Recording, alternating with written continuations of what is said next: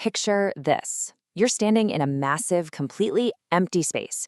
Your job? To design a multi-thousand-dollar commercial LED wall right exactly where you're standing. So where do you even begin? And more importantly, how do you make absolutely sure this massive investment doesn't just turn into an overheating, pixelated disaster? Well, welcome to today's Explainer. We're taking a really dense, highly technical engineering process and breaking it down so you know exactly how to execute a flawless LED display site investigation. Because honestly, whether it's a giant stadium screen, a sleek corporate boardroom, or a coastal highway billboard, the success of that display is decided way before a single panel ever gets mounted. Here is our roadmap for today. We'll start with the crucial site survey, move into the visual math of distance and pitch, look at brightness and environmental factors, dive into hardware and cooling structures, and wrap up with control systems and reliability.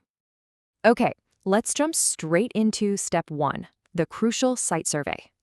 This checklist right here, this is your non-negotiable starting point. Every single decision you make on site dictates the entire engineering plan. Say you're doing a rental display. You've got to confirm the access routes just to get the gear in.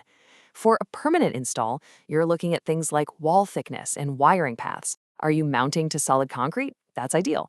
Or are you dealing with hollow brick that's going to require some serious structural reinforcement? You even have to factor in the box type. If the client wants a curved installation, you have to calculate that radius and make sure your product can handle it, like using a specific series that supports an inner curve up to 7 degrees. Get these details wrong on day one, and you're risking thousands of dollars in structural fixes down the line. And hey, do not forget the visual data. Snapping 2 or 3 completely unobstructed front and side photos is absolutely mandatory. This gives you the critical info you need so your architectural effect drawings actually match the real physical space. Miss the step and your installation plans literally might not even fit the building. Moving right along to part 2, visual math, focusing on distance and pitch. The key thing to grasp here is how our eyes actually perceive these screens. Under normal conditions, the human eye's limit to distinguish 2 adjacent pixels is about 1 minute. That's 1/60th of a degree. If the viewing angle of 2 adjacent pixels is less than that tiny fraction, our eyes just can't separate them. They blend together into a perfectly smooth image. It's kind of like an optical illusion. So how do we translate that biological limit into practical math? Calculating your minimum viewing distance is actually incredibly simple. Just take your pixel pitch in millimeters and multiply it by 1,000.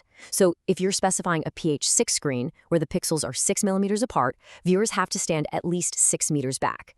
Any closer and that smooth illusion totally breaks. But let's be real. We don't just want a smooth image, right? We want a brilliantly clear, stunning image. For that optimal experience, your best viewing distance multiplier is 3,000, meaning that exact same PH6 screen is going to look its absolute best when the audience is sitting 18 meters away. Matching this pixel pitch to your actual sight distance, that is literally the most critical design choice you'll make for viewer satisfaction. Next up, part 3, brightness and the environment. Just look at the extreme contrast in these brightness requirements. Brightness is measured in nits, and it varies wildly based on location.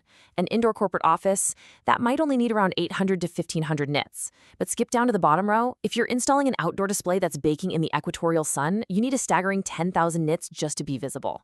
Businesses rely heavily on this brightness to catch people's attention, but you've got to balance it. Cranking the brightness up that high consumes a ton of electricity and really drives up those operational costs. And brightness isn't the only environmental factor. Before locking in any final specs, you have to ask, how is this display going to survive real-world threats? We're talking direct sunlight, ambient air conditioning, emergency fire sprinklers, high humidity, or even corrosive salty air if you're out on the coast. You have to plan for it all. Which brings us nicely to part 4, hardware, cooling, and structures. Choosing between steel and aluminum cabinets? Yeah, that is definitely not just a cosmetic choice. It is a vital structural and financial decision. If you ignore the environmental realities during your site survey, 2 years down the road, you'll be dealing with corroded bolt holes, sagging modules, and water ingress that completely ruins the driver eye sees. Not fun. You also have to plan for how you'll fix things when they inevitably need servicing. Rear maintenance layouts need much deeper cabinet structures so you have room for all the wiring and cooling. But the huge advantage here is that technicians can open each cabinet independently.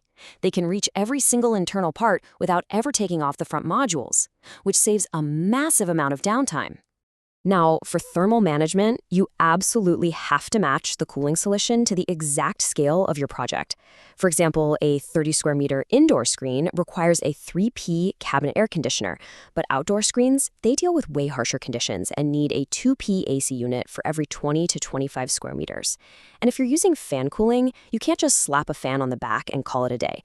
Engineers actually use a specific formula to calculate the exact number of fans needed based on the structure's area, thickness, hourly heat dissipation, and air exhaust volume. It's highly, highly precise engineering.